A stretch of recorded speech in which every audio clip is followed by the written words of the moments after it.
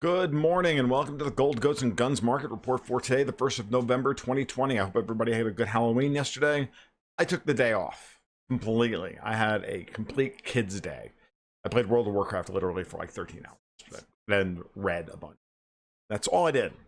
I mean, I checked my Twitter feed here and there or whatever, but every once in a while I'm like, oh, God, I just need a day away from being an adult because this stuff will get you down.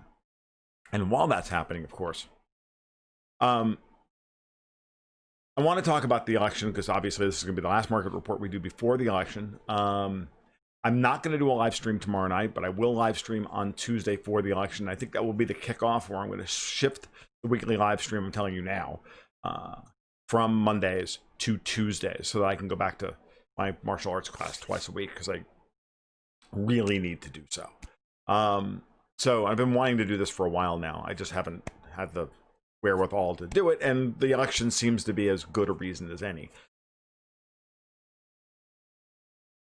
I have no earthly idea how anybody thinks sincerely that Joe Biden is going to win this election. I don't get it. And unless the voter fraud is so far off the charts that the fix is already in. Like Pelosi said the other day, I have no doubt that Joe will be inaugurated on January 20th, regardless of what happens on election day. You know, they have signaled in every way that doesn't matter how we vote. The outcome will be what they want. And that's nice and that's cute. And those are the delusions of some very evil, very corrupt, and very crazy people. But I don't think anybody has any idea just how many people who voted for Hillary in 2016 are going to vote for Trump in 2020. And if I'm wrong about this, well, I'm wrong. But I just can't believe otherwise. I can't believe harassing a presidential candidate on the way out of Texas, you know, as they did, as the Trump guys escorted Biden out of Texas. It's never been like this before. The amount of energy and the amount of determination in favor of Trump in these battleground states, Pennsylvania, Florida, Texas, Arizona, North Carolina even, is insane. And maybe it's, you know, maybe it's not real. Maybe it's not enough. I don't know. But I get the feeling that I'm not the only one who feels that this election is like a singularity. And I've used this phrase a lot over the last week. And every time I use it, it becomes more and more and more appropriate. We are entering a black hole here. And we don't know what we're going to have when we come out the other side. Even if Trump wins, we don't know what's going to happen when we come out the other side if Biden wins. Because what we don't know is the reaction from the side that loses. That's the problem. We know what the side that wins is going to do. We know that the Democrats and the World Economic Forum and the Davos crowd and the rest of them are going to push for, are going to just continue, and they're going to add the United States to the list of countries which will be completely locked down, will be completely subjugated to the worst kind of draconian takeover on the part of a bunch of German Marxists. These people tried to take over the world in 1940s. We're going to have to teach it to them again. No. It's just that simple. And every day you're seeing more and more people. The tenor of my Twitter feed has changed. It is no longer, I think the polls may be wrong. The things are, no, we're going to stop this. It's changed. It's fundamentally different.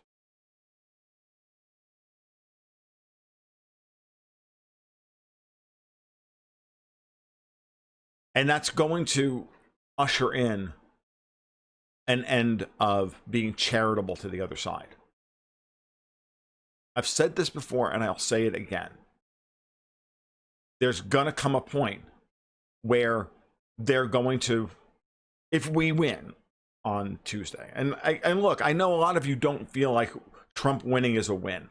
I know many of you are terribly disappointed with him. I know the hardcore libertarians in the audience, myself included, have innumerable problems with Trump.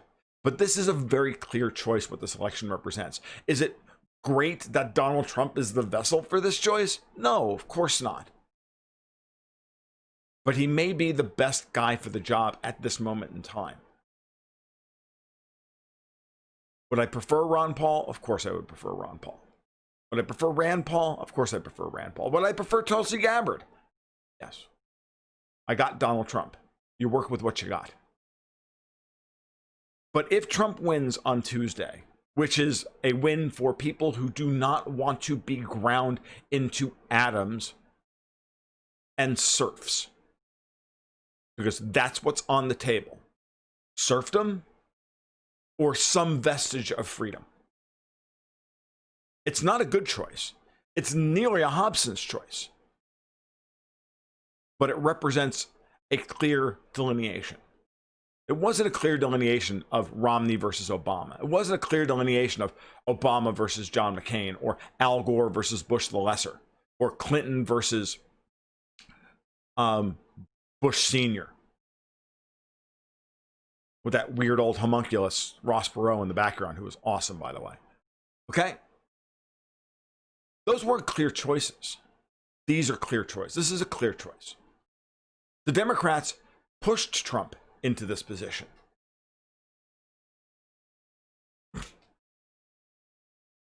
And we're going to have to stop being charitable to them. And we're going to have to hold our ground and say, this is it. This is as far as you go, and now we're going back the other way. This is the peak of your insanity, and now it's your problem. And like a good parent, with a wayward child who's out of control, you're going to grab onto them, hold them still until they calm down. And if they pull out a knife, well, you know what to do.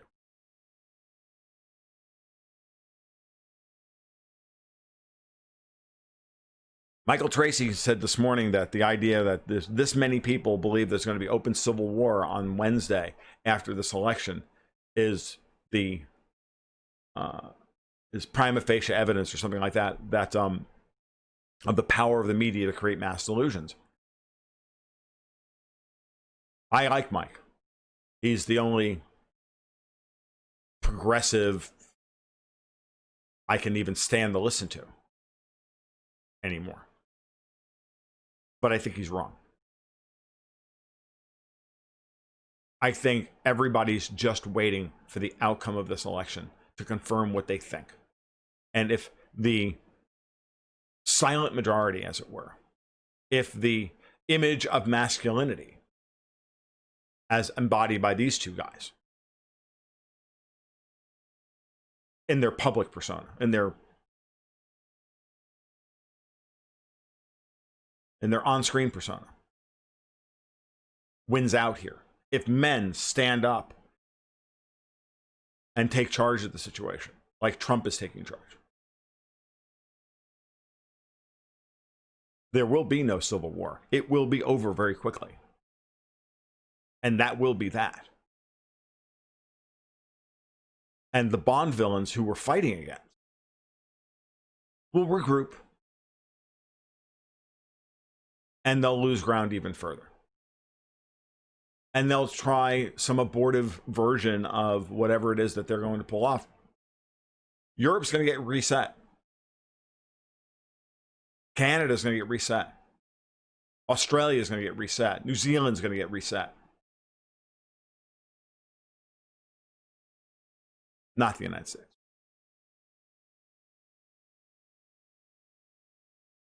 There's going to be an orgy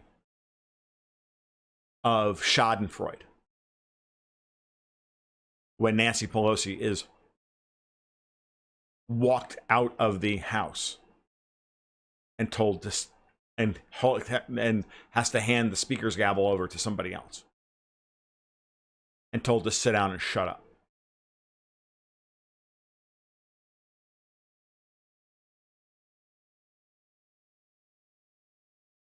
Sean Connery's public or on-screen persona was larger than life. And I love the guy. I thought he was fantastic. I could watch him in anything, even the worst movies. And believe me, I've seen the Avengers. But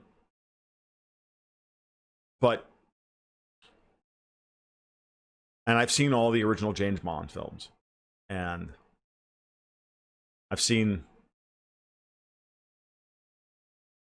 movies like Outland, which I think is a great performance by him. And a very good movie. And a very simple but good movie about a man who has to find where his center is. And of course, The Untouchables. But for me, he's Henry Jones. Cernovich tweeted out earlier, and I was watching a movie review by Chris Stuckman. He did one of the neckbeards on YouTube, Chris Stuckman, who I like, but who I also have real problems with as a film reviewer because he doesn't have the world experience, the film knowledge, or the story knowledge to be a great film reviewer. But his review of Indiana Jones and the Last Crusade was really touching because it was obvious that this movie moved him deeply. And it's very obvious why it would. Because it's so well done. It is by far the best of the Indiana Jones films. Because it elevates the material. And it elevates the material not just because of the great father-son dynamic. And so for me, Sean Connery is forever Henry Jones screaming, "Junior!" But because it does elevate and identify everything that's wrong with Indiana Jones as a person. It moves that character through time to a place of, as he puts it at the end of the movie, illumination. And only Sean Connery can deliver that line.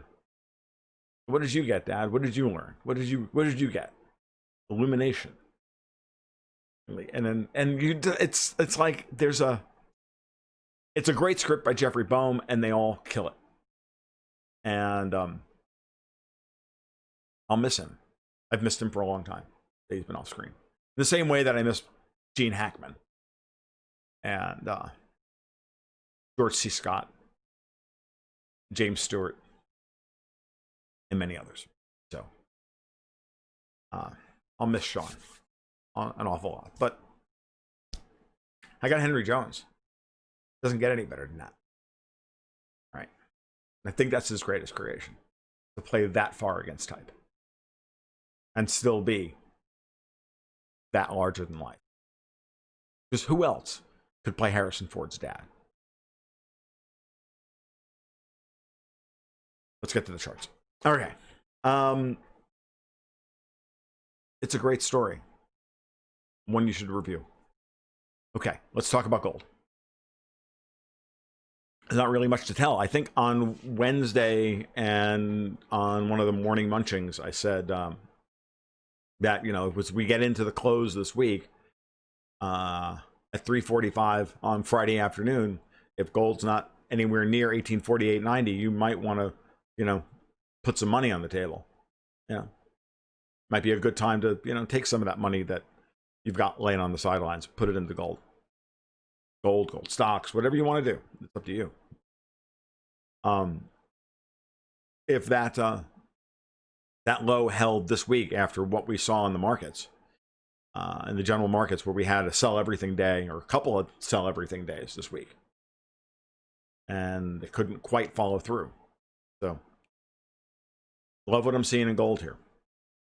Nothing wrong with it. It may not move much from here for the rest of the year. I doubt it. I think everybody's still holding their collective breaths as to what's going to happen. And, you take a step back and get away from the individual candles and just look at the uptrend. And I don't know about you, but I see a really disciplined uptrend on the monthly chart all the way from 2018 up to today. Stage one, a bottom rally, ready, cup and handle formation, breakout, stage one rally, breakout, stage two rally, a lot noisier, but it is what it is. We're getting noisy. Stage two rally, how long are we going to go until we get to the next stage on the rally, yada, yada, yada. Okay. FYI, Pretium's had their earnings report on Thursday or Friday. It was solid. It was, it was in line with expectations. It was in line with guidance. So always like to see Pretium doing what it needs to do, which is to shore up the investor confidence in their forward guidance, because that's all that's holding that company back. That and higher gold prices, but I think we have it properly valued now, and we're in a good position. There you go. All right, talking about silver. In September, we had a 1 bar bearish reversal in silver. You can see it pointed out on the chart, right? And the low 2166 was our worst case scenario target for this month. We closed nowhere near it, 2362, something like that. So $2 above the low. That's nice. It's not great.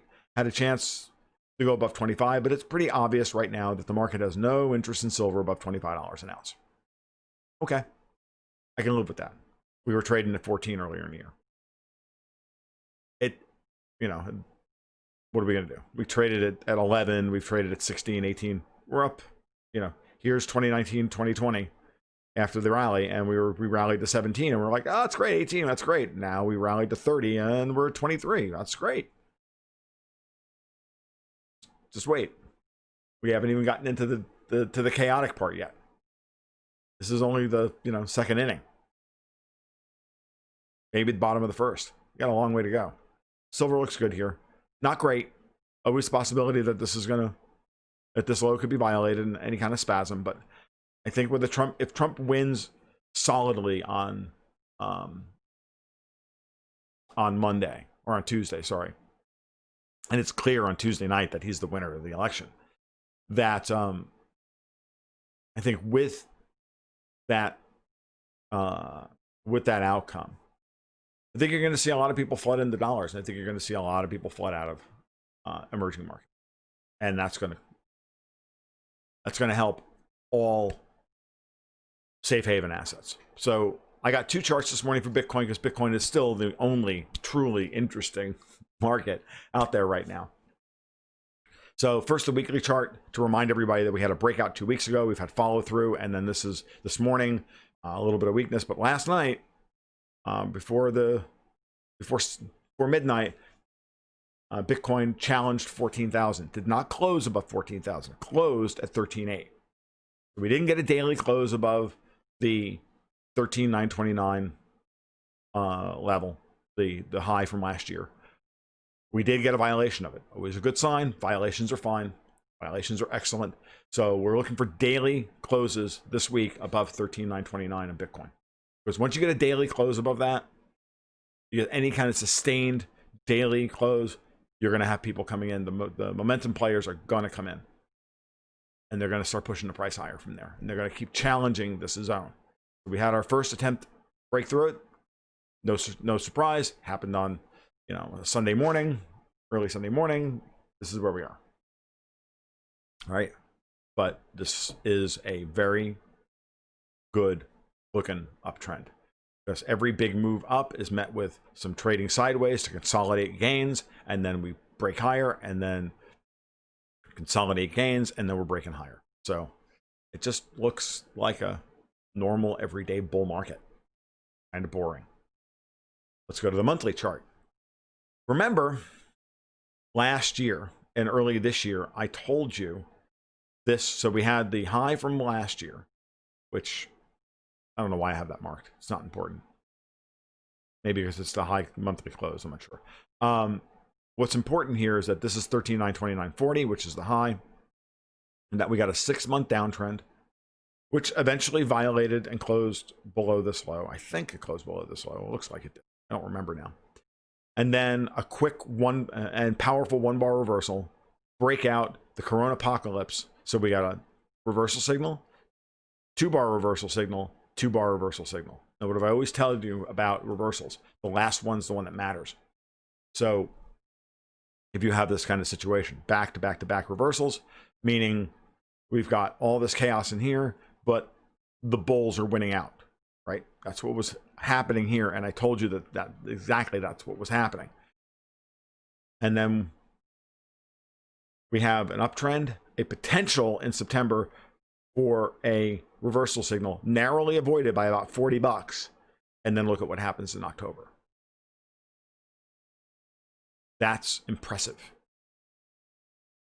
Bitcoin's going to knock on that door this quarter. It's going to knock through it. I will be shocked if we do not get a move above 14 grand. And the thing about it is that I don't think many people are really looking at it from that perspective. They're not really looking at, well, the 2019 close is all that important. Oh, they're all looking at the 2017 high, the 2018 high. We're looking at the all-time high. And this positioning within the quarterly and monthly charts, they're not looking at. But the data's there, and you can see it in the chart. So, all right. Let's talk about Brent crude. Talk about what I talked about. Talk about a market that is in that is a mess. Reversal, reversal, reversal, reversal. Well, sorry, I mean, technically this is an uptrend.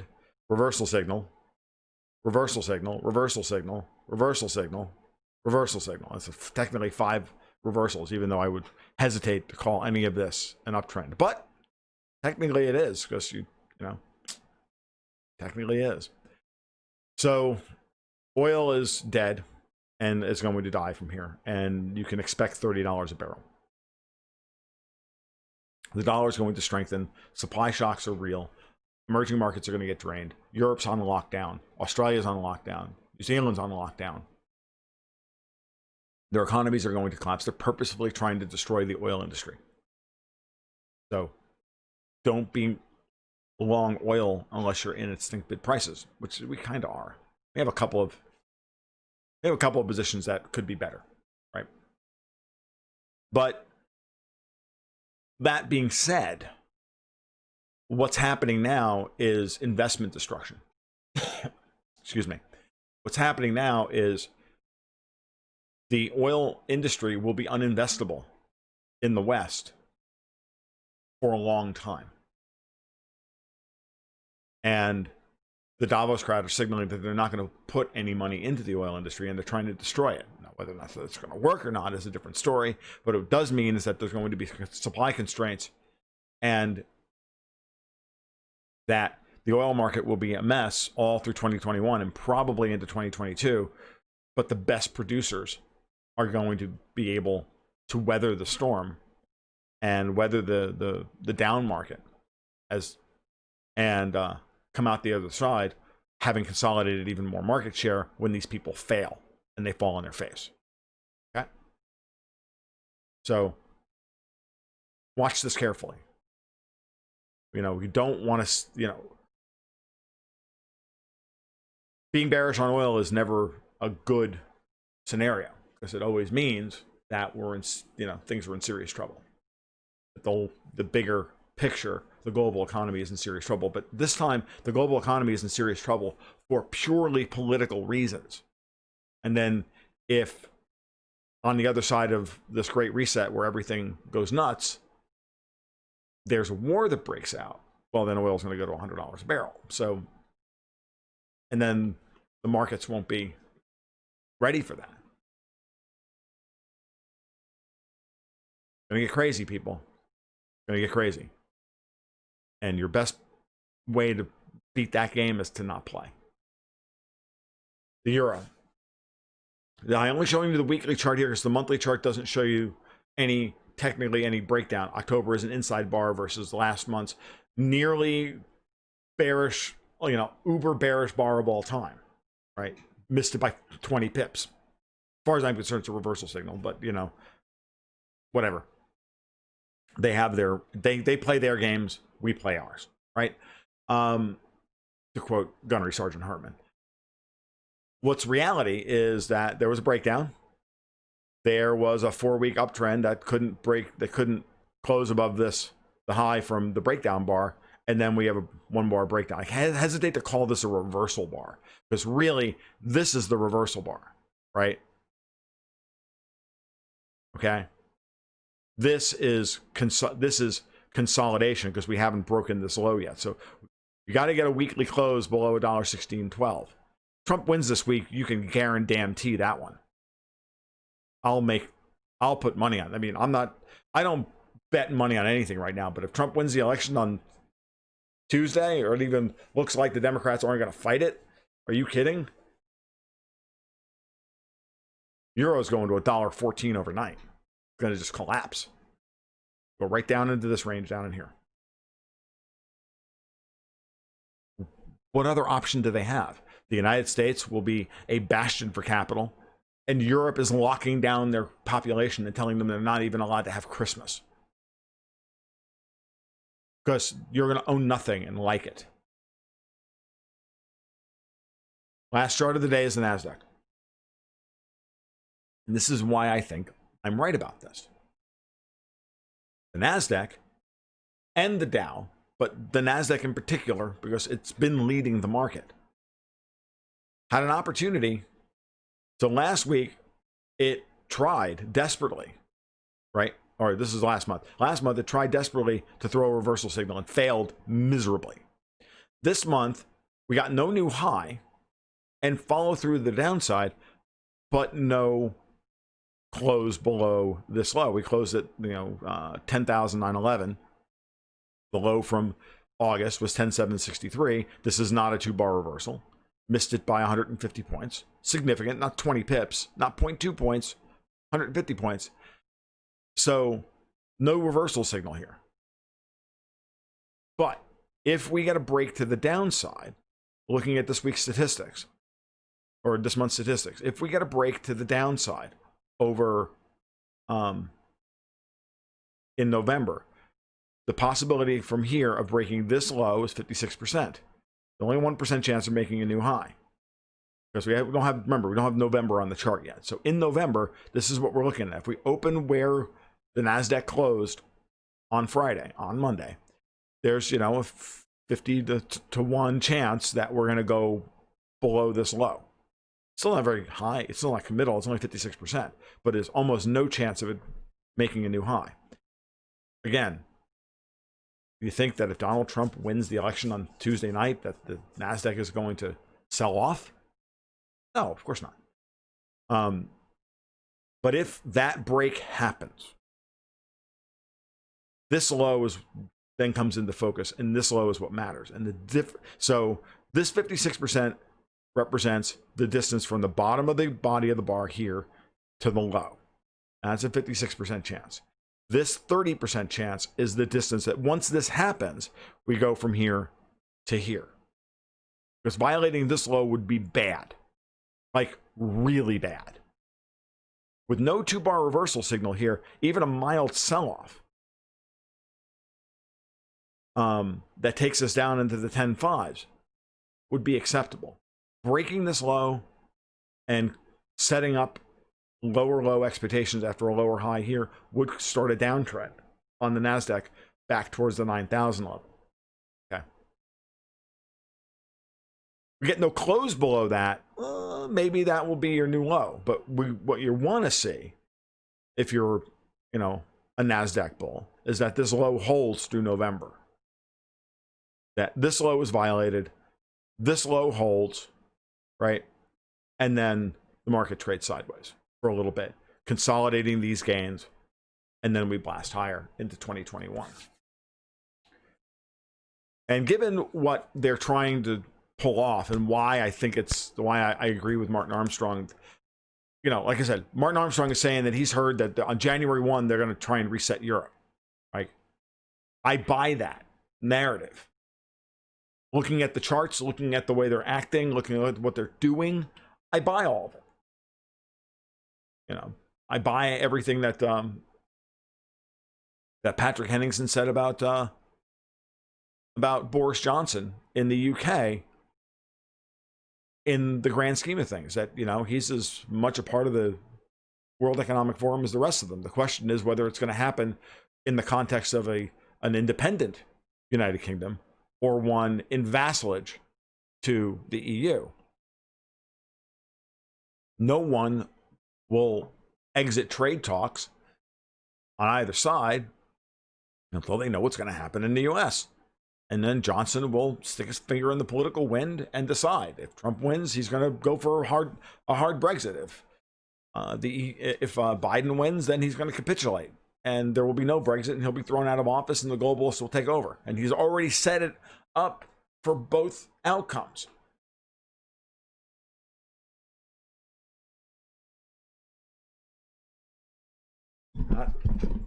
Excuse me. That's a scary thought. All right. That's where we are. That's what I got for you today. Remember, Tuesday night, I'm going to probably pop on to do the live stream around 8:30 or so.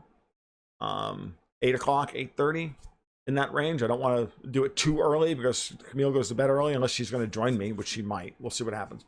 I may pull the camera back and just do a 2-shot while we play games. I don't know what we're going to do, but we're going to be online for a couple of hours talking about the results. Hopefully by 8:30, in the Panhandle reports, we'll already know that Trump's going to win. The exit polling out of Wisconsin and, you know, Michigan and the rest of them are so overwhelmingly good that, you know, even CNN has to report that Trump's going to win the election. But we'll see what happens. They have their plan. They're going to try and, as Scott Adams says, you know, they tried to bury Joe Biden's completely bury Joe Biden's corruption and malfeasance. Why wouldn't they bury the fact that Donald Trump won the election and just report something that's not true? Lies like that don't last very long. We all know that. So lies like that are expensive to maintain. All right, you guys, you be well. We'll talk soon. We'll talk Tuesday on the live stream and Wednesday on the market report. You guys be well. Take care. Keep your stick on the ice.